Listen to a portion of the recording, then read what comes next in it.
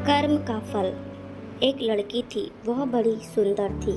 शरीर उसका पतला था, रंग गोरा था, मुखड़ा गोल था, बड़ी बड़ी आंखें कटी हुई अंबियों जैसी थी, लंबे लंबे काले बाल थे। वह बड़ा मीठा बोलती थी। धीरे धीरे वह बड़ी हो गई। उसके पिता ने कुल के पुरोहित तथा नाई से वर की खोज करने को कहा। उन दोनों ने मिलकर एक वर तलाश किया। न लड़की ने होने वाले दूल्हे को देखा, न दूल्हे ने होने वाली दुल्हन को। धूमधाम से उनका विवाह हो गया। जब पहली बार लड़की ने पति को देखा तो उसकी बदसूरत शक्ल को देखकर वह बड़ी दुखी हुई। उसके विपरीत लड़का सुंदर लड़की को देखकर फूला न समाया। रात होती तो लड़की की सास दूध औटाकर उसमें गुड़ या शक्कर मिलाकर बहू को कटोरा थमा देती और कहती, जा अपने पति को पिला आ। वह कटोरा हाथ में लेकर पति के पास जाती और बिना कुछ बोले चुपचाप खड़ी हो जाती। उसका पति दूध का कटोरा ले लेता और पी जाता। इस तरह कई दिन बीत गए। हर रोज ऐसे ही होता। एक दिन उसका पति सोचने लगा, आखिर यह बोलती क्यों नहीं। उसने निश्चय किया कि आज इसे बुलवाए बिना मानूंगा नहीं। जब तक यह कहेगी नहीं कि लो दूध पी लो, मैं इसके हाथ से कटोरा नहीं लूँगा।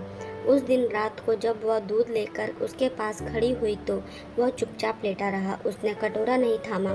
पत्नी भी कटोरे को हाथ में पकड़े खड़ी थी, कुछ बोली नहीं। बेचारी सारी रात खड़ी रही मगर उसने मुंह नहीं खोला। उस हठीले आदमी ने भी दूध का कटोरा नहीं लिया। सुबह होने को हुई तो पति ने सोचा, इस बेचारी ने मेरे लिए कितना कष्ट सहा है। यह मेरे साथ रहकर प्रसन्न नहीं है। इसे अपने पास रखना इसके साथ घोर अन्याय करना है। इसके बाद वह उसके पीहर छोड़ आया। बेचारी वहाँ भी प्रसन्न कैसे रहती। वह मन मन ही कुढ़ती।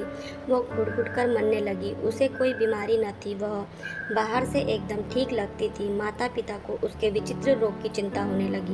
वे बहुत से वैद्यों और ज्योतिषियों के पास गए पर किसी की समझ में उसका रोग नहीं आया।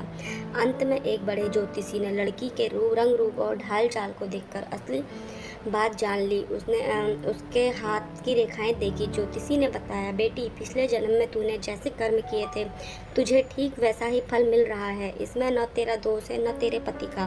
तेरे पति ने पिछले जन्म में सफ़ेद मोतियों का दान दिया था और तूने ढेर सारे काले उड़द मांगने वालों की झोलियों में डाले थे। सफ़ेद मोतियों के दान के फल से तेरे पति को सुंदर पत्नी मिली है और तुझे उड़दों जैसा बदसूरत आदमी मिला है। जैसी हालत में तेरे लिए अच्छी, यह ही अच्छा है कि तू अपने पति के घर चली जा और मन में किसी प्रकार की भी बुरी भावना लाए बिना उसी से संतोष कर जो तुझे मिला है और आगे के लिए खूब अच्छे अच्छे काम कर। उसका फल तुझे अगले जन्म में अवश्य मिलेगा। ज्योतिषी की बात उस लड़की की समझ में आ गई और वह खुश होकर अपने पति के पास चली गई। वे लोग आनंद रहने लगे।